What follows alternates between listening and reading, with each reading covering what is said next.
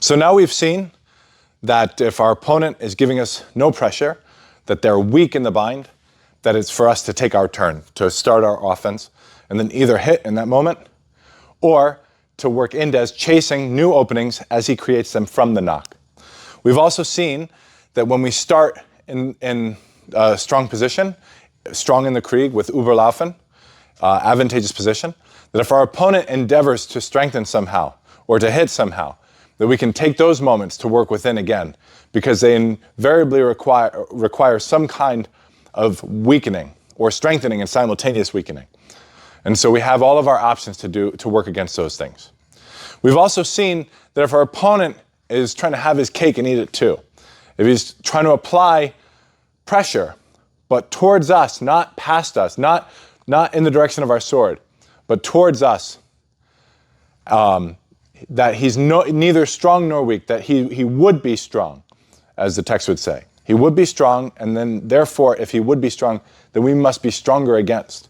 We must work into his pressure with a winding action. The goal being, when we see, how do we know? How do we know it's time to wind? We know it's time to wind because we feel the pressure. His weak, if we look at where his weak is up. It's not towards us. If it's towards us, we can thrust. But as he's pushing insufficiently strong, his hilt is leading his weak. And therefore we must work into his weak. We have to work up and to that side. In this case, we work up and to our left, looking to collect his weak onto our strong. As we step to that side.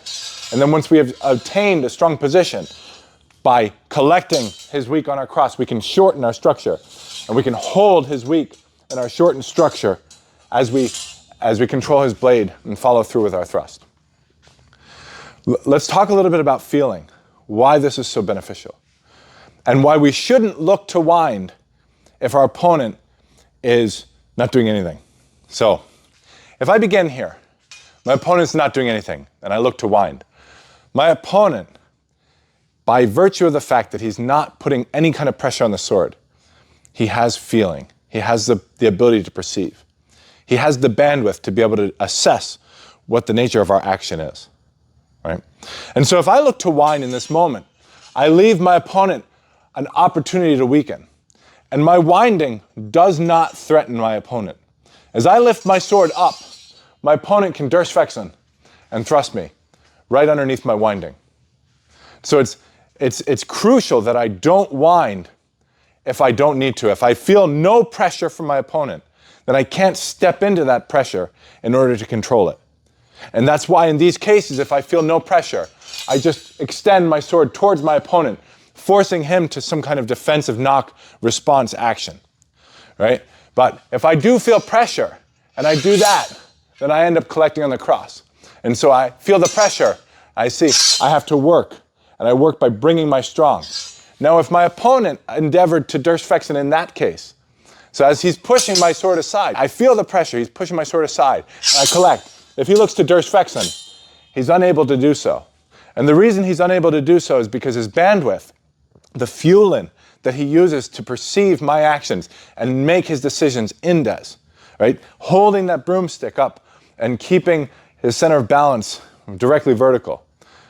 That fueling is mitigated by the fact that he's pushing, he's being a buffalo, he's fighting strength with strength. And so he has no ability to flee the bind as I strengthen. So if I wind without that, if he doesn't give me the pressure, no pressure, and I move to wind, he's able to durchwechseln, and there's nothing I can do. But if he gives me the pressure, and I wind, and he looks to durchwechseln, so he's stuck to my sword.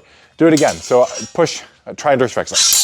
He's stuck to my sword, he's unable to do so, right? And so it's very, very important that we only wind into his sword against his pressure.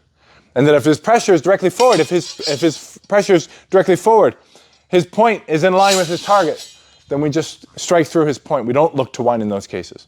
That we look to wind when his pressure is lateral, but insufficiently lateral.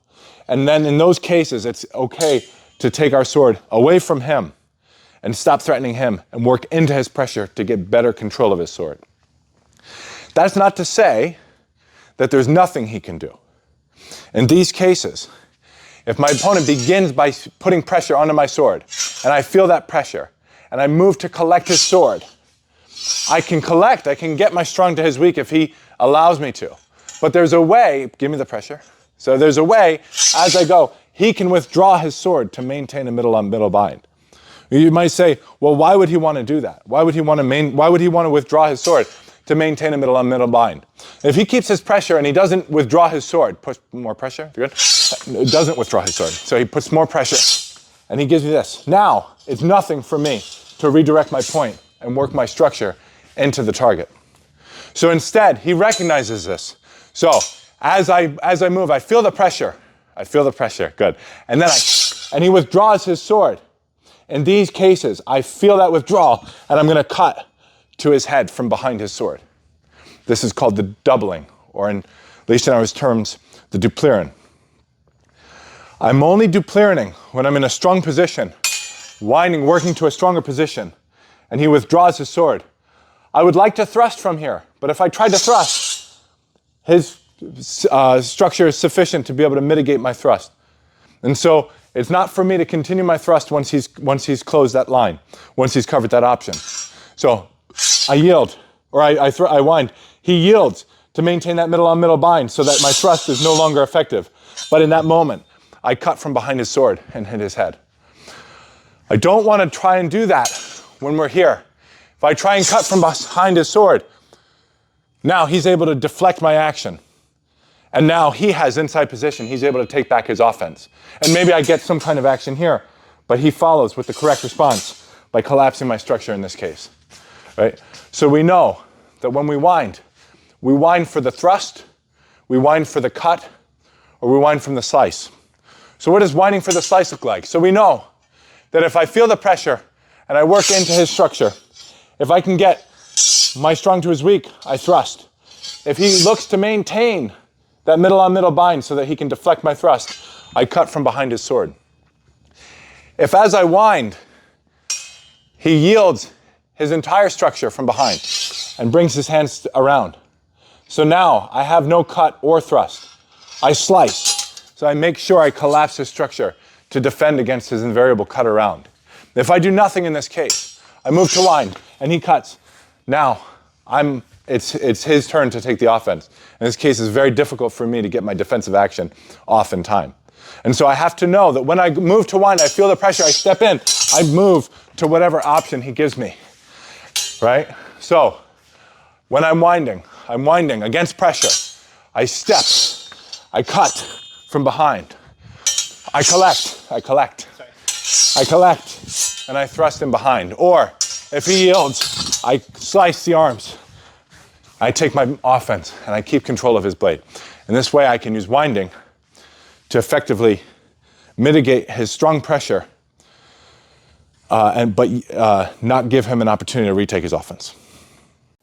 Thanks for watching Historical Fencing Channel content. If you'd like to learn more, check out our Patreon link in the description for detailed, one-on-one, tailored instruction. And don't forget to like and subscribe.